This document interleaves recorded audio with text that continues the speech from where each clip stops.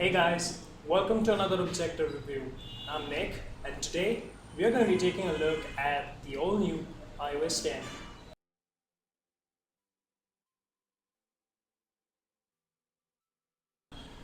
Apple announced iOS 10 this year at WWDC 2016, and it has been a phenomenal release on the surface. So today we are going to be diving down deep into the nitty-gritties and check out the finer details that Apple has implemented in iOS 10.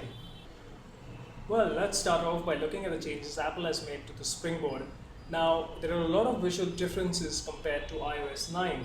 For example, let's start off by looking at how apps launch. Now, when you launch an app, it doesn't start from the center outwards.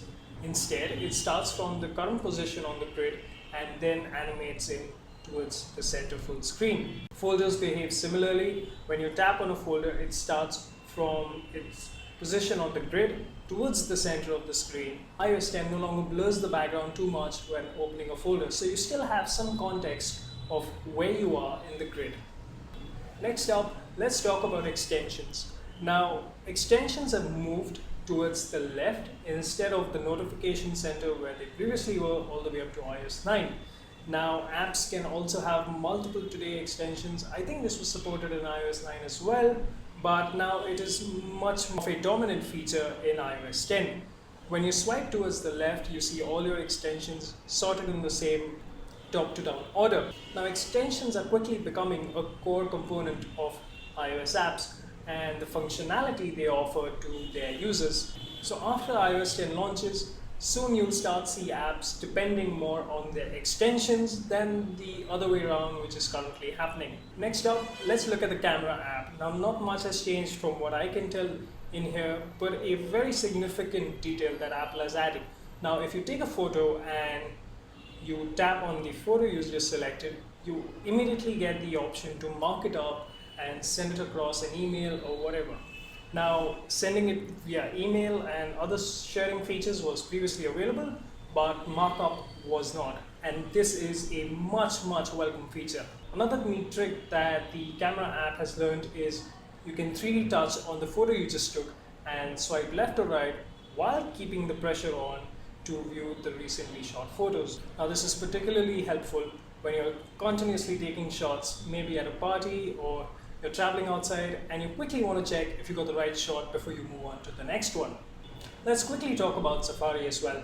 Now, Safari hasn't got any significant UI improvements, but under the hood, it has gotten a lot of performance boost and a lot of web pages in my testing load up much more faster compared to iOS 9.3. Now, another great bit that has come to Safari in iOS 10 is ES6. Now, this is a JavaScript feature set of 2016, and it allows developers to do a lot more things much more efficiently. So expect all the web apps you love and use to become a lot faster and a lot better. If you watched the WWDC keynote properly, you may have noticed that Apple is paying a lot of attention to accessibility in watchOS 3. Now, Apple is paying similar attention to iOS 10 as well, where buttons and text is much more enhanced. Buttons do have backgrounds, you can have them without backgrounds, but having them with backgrounds gives the user a significant advantage of distinguishing between regular text and buttons. And that is very helpful. Now, Apple has also improved how it protects your data while it's on your device, as well as when it's going out and coming in. Now, Apple is making HTTPS compulsory starting iOS 10, which is a significantly good move because all the data that is being transmitted from your device to an external service will have to be encrypted.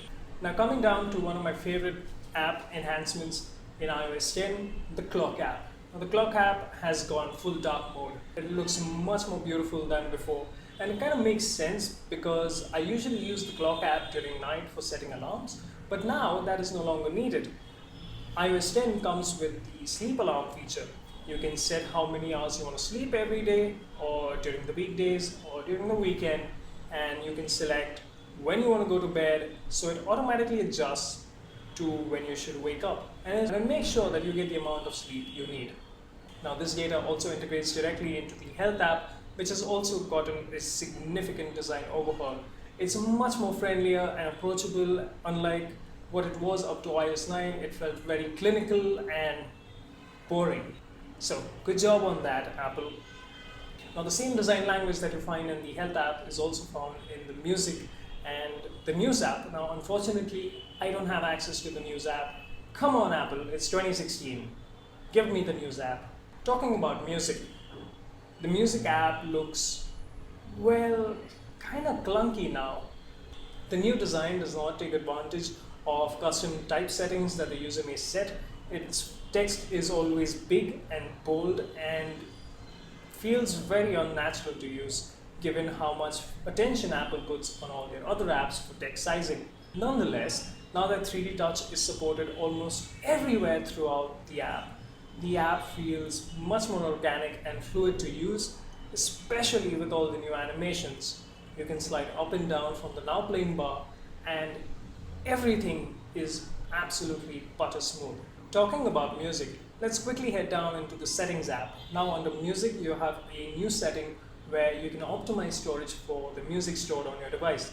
Now you can tell iOS how much space you want to reserve for storing music on the device.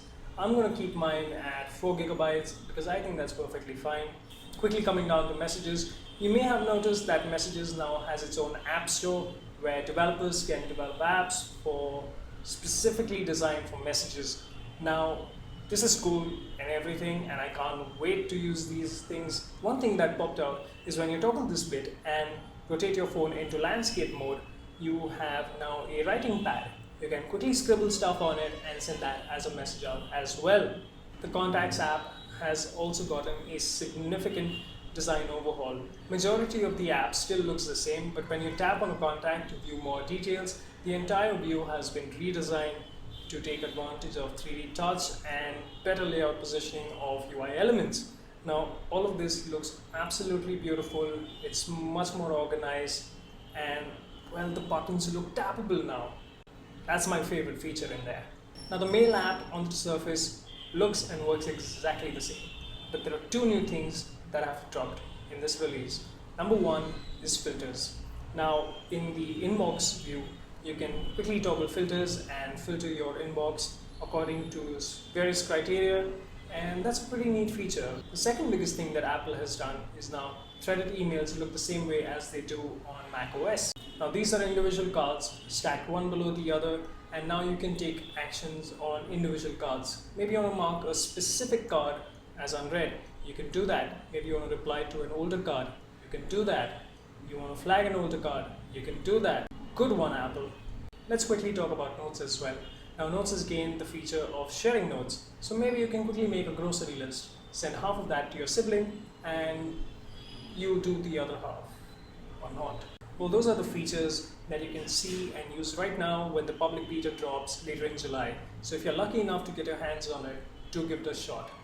Now, a few things we won't be able to see until iOS 10 actually launches, and this is one of my favorite ones, is the VoIP framework. Now, developers can take advantage of this framework and create native VoIP apps. What that means is, for example, WhatsApp calling. Now, when you get a WhatsApp call and your device is locked, it's going to wake up your device and the device is going to behave like you got a normal cellular call. And this is absolutely great, but you'll have to wait till iOS publicly launches later this fall. Now, one thing that has completely gone missing, and I hope Apple adds this in the upcoming builds, is the possibility of a dark mode. Now, Apple TV has got it, so why not iOS? Maybe we'll have to wait. Maybe Apple likes making us wait. Well, if you like this video, give it a big fat thumbs up. If you disliked it, you know what to do. If you're new around here, don't forget to subscribe. I'll see you next time. Cheers.